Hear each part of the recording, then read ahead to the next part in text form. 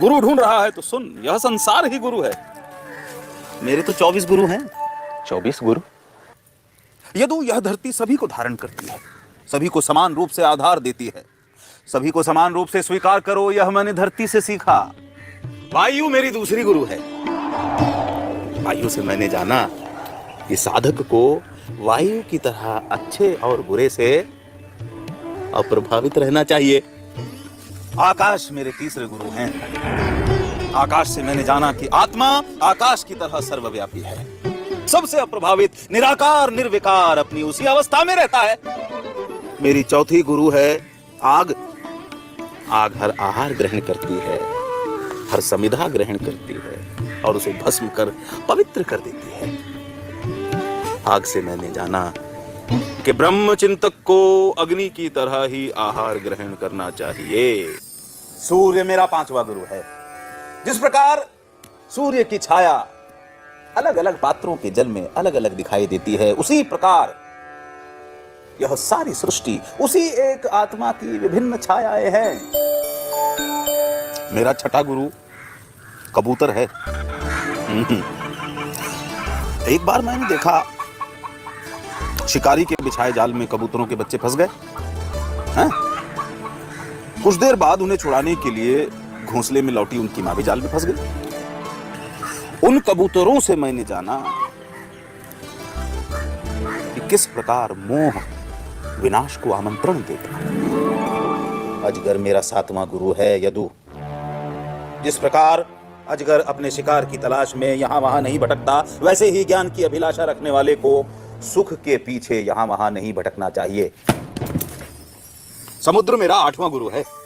जिस प्रकार समुद्र अपनी मर्यादा का उल्लंघन नहीं करता, वैसे ही बुद्धिमान को अपनी नैतिक मर्यादा का उल्लंघन नहीं करना चाहिए।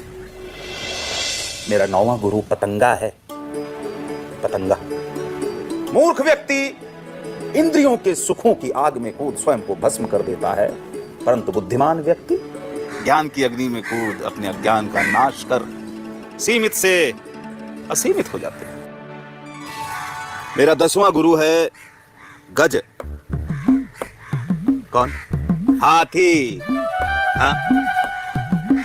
हाथी के शिकारी हाथी को पकड़ने के लिए नकली हथनी बनाते हैं या पालतू हथनी का प्रयोग करते हैं ताकि वे हाथी को लुभा सके। साधक को काम के आवेग से दूर रहना चाहिए, यह मैंने हाथी से सीखा। मेरा 11वां गुरु शहद इकट्ठा करने वाला मधुहा।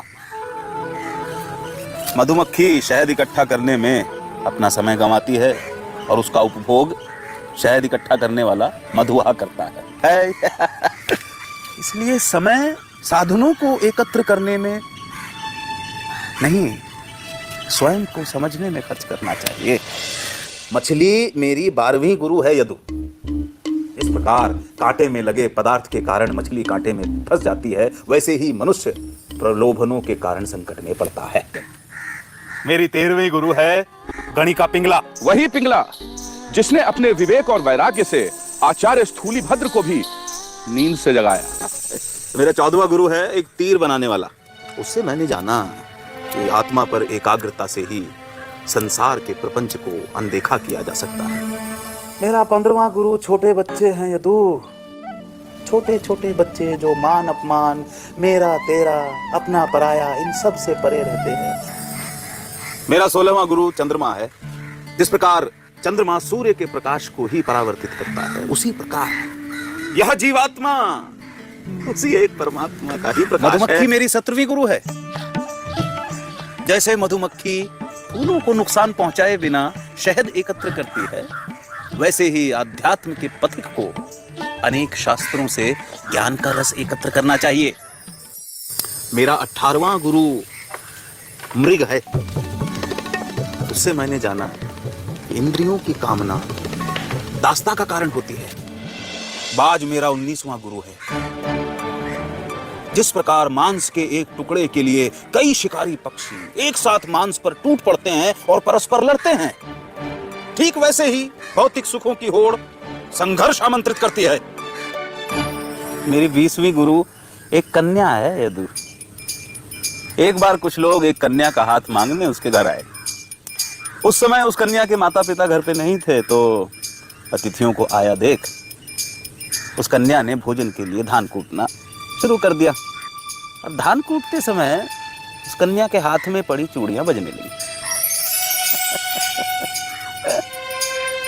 चूड़ियों की खनकने की ध्वनि से अतिथियों को परेशानी न हो, इसलिए उसने दोनों हाथों में एक एक चूड़ी रख बाकी चूड़ियां उतार दी।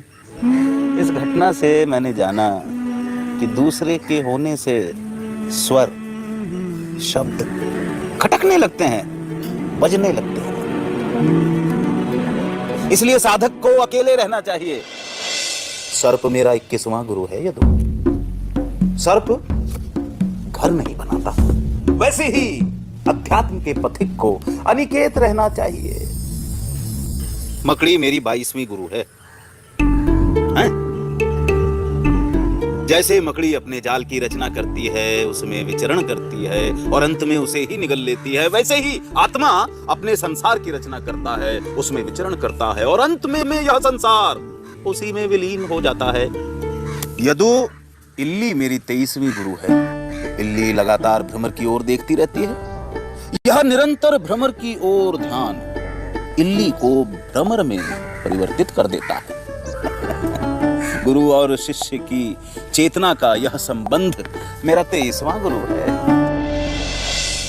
मेरा 24वां गुरु जल है। जल सबकी प्यास बुझाता है।